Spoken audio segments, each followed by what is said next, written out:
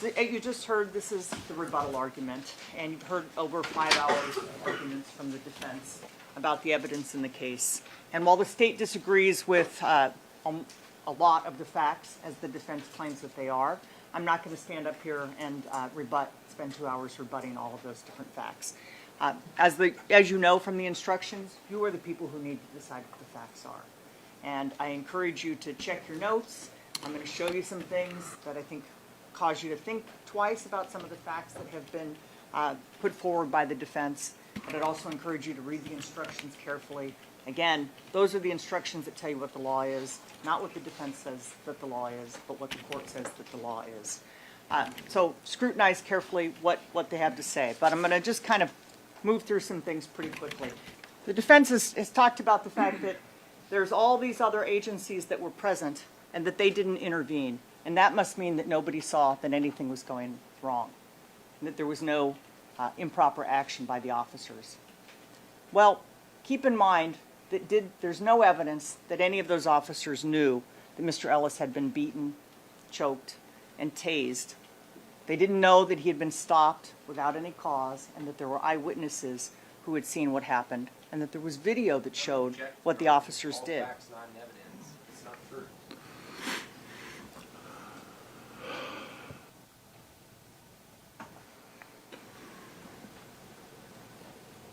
We don't have any testimony from the officers about what they knew. I'll move on. What the officers did say is that, or at least what Defendant Collins and Defendant Rankine said, is that they didn't tell anybody that Mr. Ellis had said he couldn't breathe. And that's most important. They knew that he said he couldn't breathe, and they didn't tell anybody.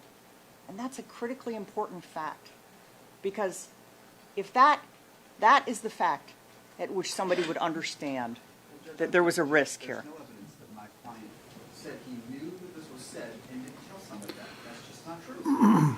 Well, it's certainly disputed by the parties, and the state claims it's a reasonable inference to believe that he knew.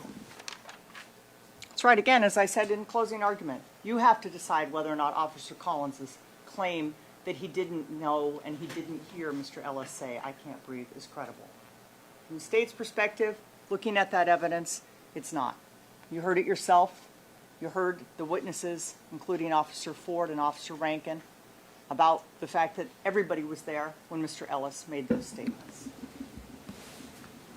But there's no evidence that that information was ever passed along. My final point. You heard criticism of the state about not calling additional witnesses beyond the 23 witnesses that the state called over 6 weeks. And that the only thing the state had proved, only thing that the state needs to prove are what's in these instructions. And the elements that are required in here. In instructions 34, 35, 37, 38, and 39 are what are called the to convict instructions. Those are the elements that the state has to prove. And that's it in order to make its case. So let's talk about... So that's to prove the absence of the lawful use of force and the absence of excusable homicide That's correct. or manslaughter. So let's talk about the evidence that you heard on the second-degree murder case and turn to that interaction. The state called 3 eyewitnesses who saw the event and how it started, and they told you what they saw happen. We also called a reconstruction expert so you could see where those eyewitnesses were at the time and understand what they were able to see and how they were able to see it. We called a 4th eyewitness, which is Miss Malang, who started out watching it even after it was underway. And she too heard Mr. Ellis say that he couldn't breathe, and she, like the other eyewitnesses, said that she never saw any sort of assaultive conduct by the officers. The state also showed you all of the various evidence that there is, the objective evidence about what happened that night, the video evidence. You heard the dispatch. You heard the audio from the videos. You had all of that evidence in front of you. We called investigators, Investigator Aztet, Stephen Mell, and Mr. Wilkins. The state called Investigator Brockway, who took the statements from the defendants. And we played their entire statements for you so that you could hear what their version was. And you could determine, compared to what the eyewitnesses said, whether or not it was credible.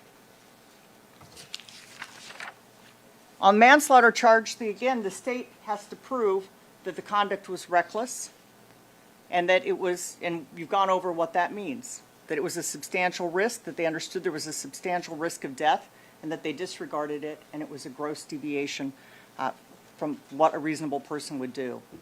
And so the state called a police practices expert to tell you about reasonable police practices.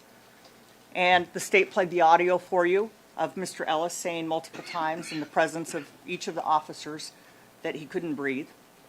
And they had knowledge of that based on the evidence that you've heard in the case. His own words telling you that he said he couldn't breathe. And again, the state played the statements of the officers themselves. So the state put on all of that and also put on another investigator about the hobble, put on a DNA technician about the fact that there was the DNA on the case, on the hobble, called the firefighter about the evidence that he saw and the condition that Mr. Ellis was in when he got there. And then finally, the state called 4 experts, medical experts, to explain to you how Mr. Ellis died. You had all of the information that you need to have in this case. You have everything that you need in order to evaluate the facts. Is there really anything else? The defense says, well, they didn't call the people that we called. Again, the defense doesn't have any obligation to call people, but they did. But did it really add anything? Shad Hayes said exactly what the other eyewitnesses had said. He never saw any assaultive conduct by Mr. Ellis. And what about Kenneth White? He too said he never saw any assaultive conduct by Mr. Ellis. And in fact, he even added, which you already knew, that Mr. Ellis had said that I can't breathe. He heard him say, I can't breathe. And he heard it from the house over 100 feet away. And what about Officer Ford? What did he say that was different or new? He said exactly what the police practices expert said about what the training is and what they understand about the dangers of a prone positioning, about weight on the back, in the middle of someone's back, about the use of a hobble in a way that connects it to the handcuffs that restricts somebody's breathing. One fact that he did add was that the statement, and he told you exactly what you already knew from Officer Rankine's statement about what he did. That he'd been on his back, that he rolled him briefly to recovery, that he got back on his back, that he was putting pressure on him. And he said that they knew, they heard Mr. Ellis say that he couldn't breathe. And he confirmed that Mr. Ellis, or that Officer Rankine had said, if you're talking to me, you can breathe just fine. One thing that Officer Ford added was that statement was made sarcastically. So I'd suggest to you that the state has proved its case, and the state gave you all of the information that you needed to meet the elements of what's required. There's no need to call cumulative other witnesses that may or may not have added anything to it. You have what you want and what you need, and the instructions tell you that you need to decide the case based on the evidence that's been presented. It's really the evidence in this case that matters, not speculation, not arguments, not suggestions by the defense about what they think that the facts are. And you all need to work together now as jurors and listen to each other and consider what you conclude the facts actually are. That's your task in this case. And the state submits that when you do that, that you'll find that there's sufficient evidence to find the defendants guilty as charged. You know, Mr. Ellis was a human being, and he deserved the dignity that anyone deserves. Doesn't deserve to be put on trial in this case, and he didn't deserve to have the basic thing that he was asking for from these officers, to please just let him breathe. To have that be ignored repeatedly and to do nothing to help him after he has said that over and over and over again is reckless conduct. There's no question that it's reckless. Certainly it's criminally negligent. Mr. Ellis didn't need to die that day. If only he had been granted the dignity of being human and being responded to. Object, Your Honor. Object, Your Honor. And violate the